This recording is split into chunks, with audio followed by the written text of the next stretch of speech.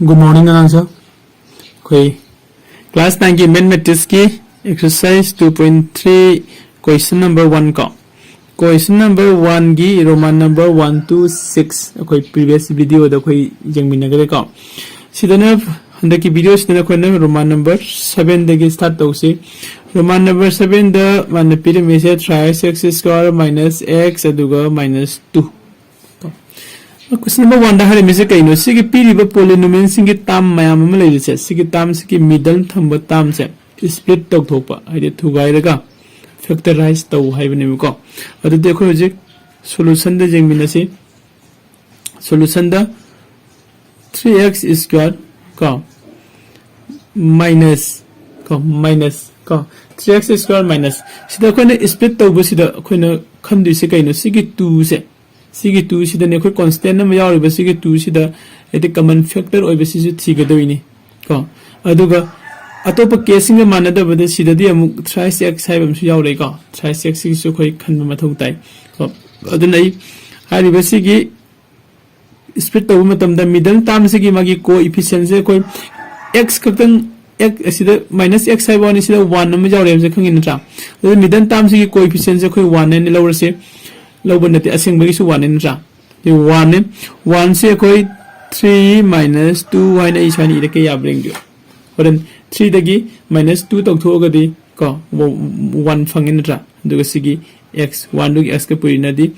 x lump ले हो runny दुगा minus 2 ये का दुदी कोई next जिंग से equal to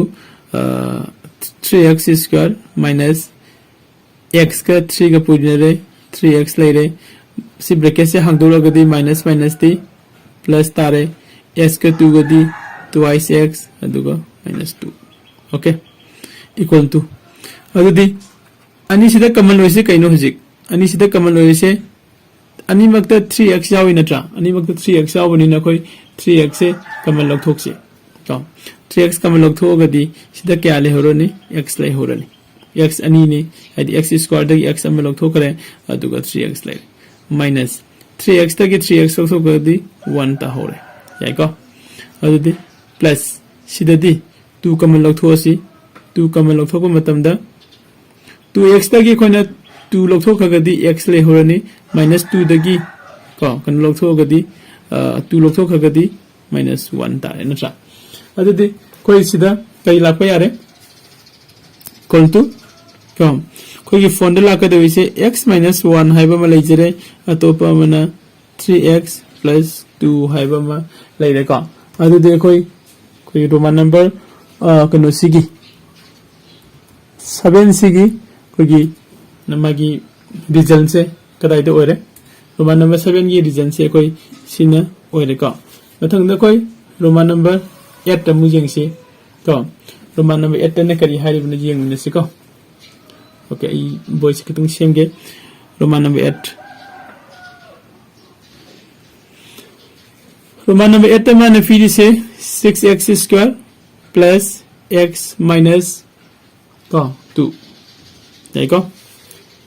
6x square plus x minus 2 ने हाई बसी की कनो से कोना स्प्लिट तक थोक्सी साइडुगा समानना मागी मिडल टर्म से का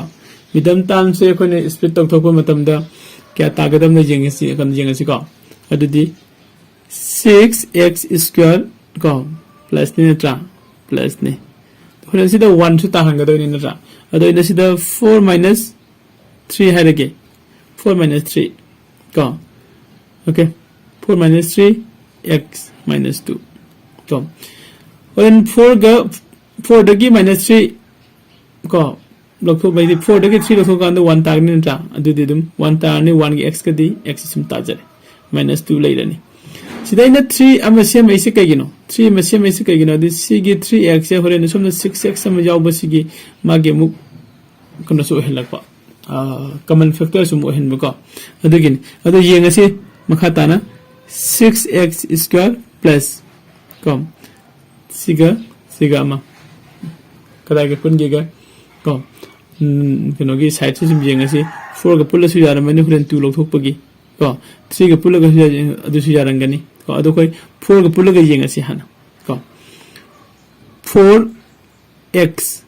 aduga minus plus the minus aduga sidana 3x minus 2 heko adudi x sida koi common oil se kage oire 2x common oil bra 2x common oil ba male nta sida koi 2x common oil sida su 2x aure sida su 2x aure heko adudi sida gi koi 2x log thok si sida gi 2 log thok ga di 2 3 ja 6 sama taja ni x ani de x sama log thok ga di x de x square ta ga ni x sama le hor si ka mathang da di sida gi 2x log thok ga di 2x le hor heko 2 2 ja 4 oh x out de ka 2 2 ja 4 2 khak le hor e 2 khak le hor the minus mathang da di sida 3x plus 2 ni sida koi 3x minus 1 ni adu di sida koi minus 1 kamal log thok si ka minus 1 kamal log thok ga di si kya tar ni minus 1 kamal log thok ga di sida 3x lai rani adu ga 2 dagi minus 1 kamal log thok ga di plus 2 si tar ka adu di equal to result da di khoi lak tu se 2x minus 1 hai ba maga ka adu ga 3x plus 2 hai ba maga sina khoi gi roman number 8 ki follow du ni result loi du ni ka ado khona khone to se suni bre la le bre jeng dai su ani se multiplication to tho ani se multiplication to matam da si phang bre jeng bi 6x square plus x minus 2 se phang ga di sum du ni ka phang ga ni ka ado mathang da khoi roman number 7 hot khare 8 hot khare ka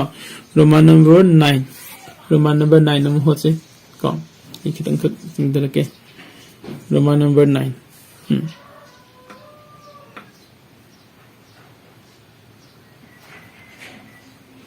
roman number 9 da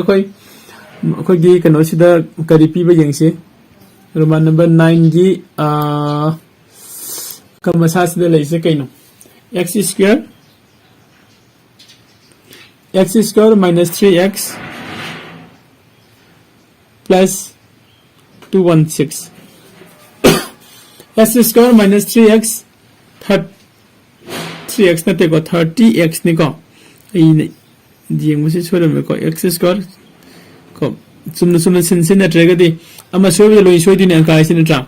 x square minus 30x plus 216 ko adu di solution se ko yeng se solution si da x square simulate minus le ani 30 se koi kono tau tu ni split tau thok tu ni ko 30 se ko ni split tau matam da ko ni jeng ga doi se asagi sida divide to boya ba kono sine bi jeng du se hoden na di ani si ga kamal ogi ba masing ko adu ko na sida kamal ogi ba masing si jeng ko da 30 se ko ni split tau matam da kya ta ba yeng si sida kamal ogi ba masing se 12 ya 18 ko khara sauna atop masa su lem gani maximum da thi ji ko maximum da thi re kan se suppose ei sida kan se haira ge ko 18 plus 12 5 se uta hapen ko gi khan bam di sangi ko kari na oi ba ya gani hai ba ko 18 plus 12 se lo re se 18 plus 12 x ko plus 216 yai ko adudi equal to x square minus 18x minus 12x plus 216 ko asidagi koi x sama kamal log thok si x sama log thue x ko x sama kamal log thue x adudi x minus 18 se le hore somdati minus 12 kamal log thu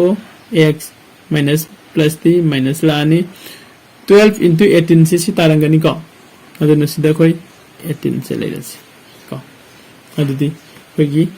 origin da kya la ani x minus 12 and x minus 18 sin kogi roman number 9 gi origin se ga do ko ado next da koi roman number 10 amu jengsi roman number 10 ko roman number 10 da piri ba magi solve to haina piri mi ba polynomial se sin kai no hai ga di 8y square plus twice y minus 15 sin है को दुदी कोई solution दे लो 8y square plus सी split तक तो 2 से 2 से split तक तो से राइट साइड तक लाकदौरिबो कनो से कोई की 15 से कसु कॉमन फैक्टर ओइगदौबा को अदुदि कोई से कमाइन तौबा याय येंगसी को कमाइन तौबा यागे कंद से सपोज आई सिदा अम इरके येंगसी को 12 minus 10 y हारे 12 तगी minus 10 लखो खगदी 1 ता 2 तारे को 2 को y गदी twice y जारी नत्रा 15 10 गा 15 गसु कोई की कॉमन फैक्टर ओरे 12 का कनो की कोई की 8 का किसु कॉमन फैक्टर कोई थी फंगनी 10 गा 15 किसु फंगनी हेको अदो कोई सिदा मखा ताने जेंगसी equal to 8y square plus 12y minus 10y minus 15 ज्ञान ताई को सी ब्रैकेट से हांगदो खरे y ने अनि मक्ता मल्टीप्लिकेशन तौगरे को अदुई मतुंग दा अनि सिदगी खोय कॉमन लोबम खै लथोक्सी सिदगी 4 लोबो याय सिदगी 4 लोबो याय को अदु देखो सिदगी 4y लथोसी 4y लथोगदी 4 2 ज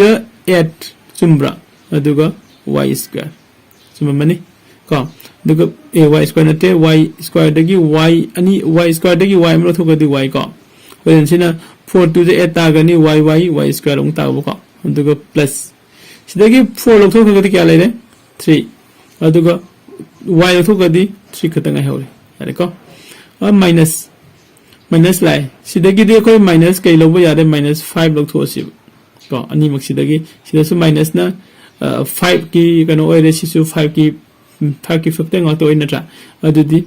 5 लथोसी सिदगी 5 लथोगदी क्या लेहरनी 5 2 जा 10 को अदुदी 2y लेहरे अदुगा माइनस कमन लथोपनि नसि प्लस तागरनी याको अदुदी 15 सिदा कोई 5 ना 15 सिदा कोई 5 ना हेदि डिवाइड तो बाय कमन लथोरगदी 5 3 जा 15 थोइनता हेको अदो खगी लास्ट लाकदोरिब रिजल्ट सिदि कई लाय द 4y minus 5 सिमिलर लेरनी अदुगा 2y plus 3 सिमिलर थिना खगी रोमान नंबर 10 गी तो रोमान नंबर 10 गी रिजल्ट से कोई स्माइना फंगे को अदुदी नेक्स्ट दे कोई रोमान नंबर 11 नमु जेंगसी को रोमान नंबर 11 दे कोई कमाइना तागे मु जेंगसी अदो रोमान नंबर 11 से इसी खतंग खलके को स्क्रीनशॉट लोबो खप सुम लोबी बजानी को नेक्स्ट रोमान नंबर 10 की मथंग दे 11 लाकदो को Roman number 11 okay Roman number 11 से कोई जिंगसी रोमान नंबर 11 दे लई से मागी पीडी में पॉलिनोमियल से a square minus 7a okay minus 120 okay aina silese roman number 11 roman number 12 for me ko 12 hanu hoto ase ko samane 11 namu next namu hose solution kam da change lai de ko ngasai sabse mane khoi variable se x ki muhutta a on thorok pa khakta ni aduga atai di ngasai gi form da dum lai jari sida ko ni split tau du se kadai no 7a sini ko mayai thangba tam sini ko ni split tau thok tu se ko split तौथोक्सी अदुदी a square से मलाई जरे minus तो 7 से कोन split तौबा मतमदा होरेन अखोइन तांगदोइसे सोम नकंद लैरिबा 120 सिगी खरा जिंगबियो 120 सिगी मागी कदि फैक्टर ओइबा याबा को नट्रेगा सो सिगा कॉमन फैक्टर ओइबा याबा मसिंग सुमसे कोई नंबर से कोई खनबिबा को अदो आई सिदा अमखो इरके को होरेन सिदा 8 माइनस नत्र प्लस तौरगना 7 तागदोइनी अदुगा सोमगिसु कनो से लाखु मतम सिदा से सपोज माइनस 15 को माइनस 8 हैन हारे 15 दगी 8 खाइदोगदी 7 ताई सुमे को अदुगा 7 दुगा a गा पुरी नरगदी क्या तारे 7a तारे minus 120 okay equal to a square ले रे माइनस 15a को minus minus t plus 8a ko aduga muk machi minus lejare aduga 120 si bole yari ko adu equal to ani sidagi a common lore a log si a log kare aduga a minus 15 tare ko plus si ani sidagi dai 8 common lore mani ko 8 si log si sida a lere minus 8 ne si log khaga di 15 tabri ngo 8 1 ja 8 40 lay hore 8 5 ja 40 ko yai ko adudi equal to mai last ki aroi bagi kano se region se kai taragi ingbiro kom the a plus 8 similar aduga a minus 15 similar ko sina ko gi roman number 12 ki result oge do ko adu roman number 12 roman number 11 sum no hola si ko roman number 11 si gi ko gi kano si jing si roman number 11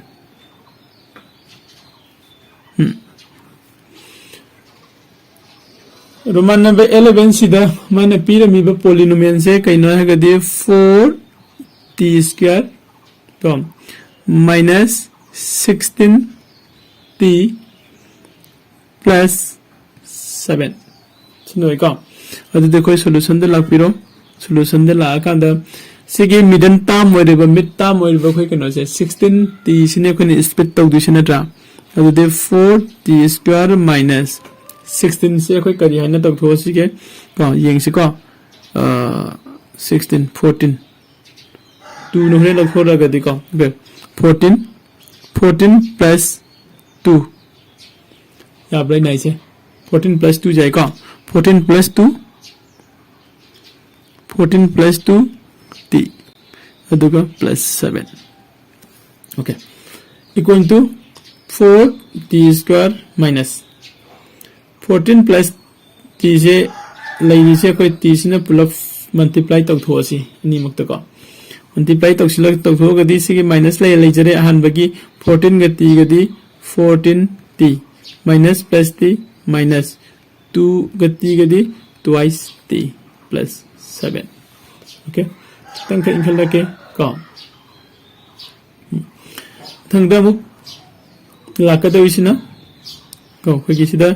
अनि सिधै करी कमल ओरे 2 अमा कमल ओरे को अदुगा t अमा कमल ओरे याइ को अदुदि सिधगी twice t लखथो खगदि twice t ले हौरे को माइनस सिधगी twice t लखथो गदि 2 7 जा 14 अदुगा t दि सट खरे यारे को माइनस अनि सिधै देखो करी कमल लोबो याइ minus 1 कमल लखथो से